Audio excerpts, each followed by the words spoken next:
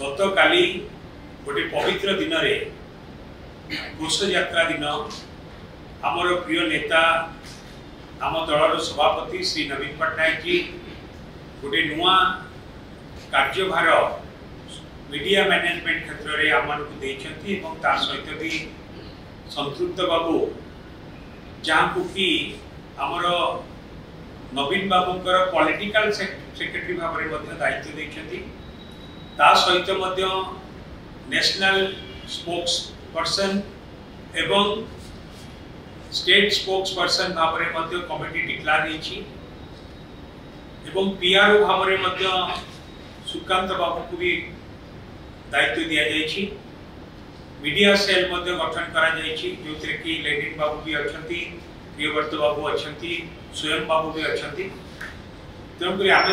विगत दिन में भी आमर मीडिया सेल थिला एवं मीडिया सेल भी बहुत भल भाव में काम करते ये जो मीडिया सेल एवं से मीडिया सेल जरिया आम केमी आहरी अधिक आम दल को क्रियाशील करूँ से आमर उद्यम एवं सब उद्यम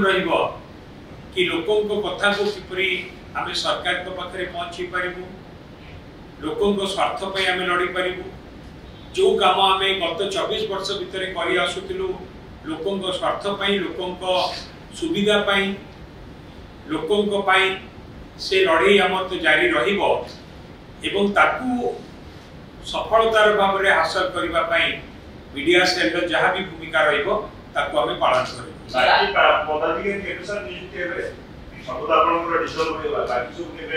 बाकी जो नुआ committee Biju Janata Dal state committee dissolved होइछि,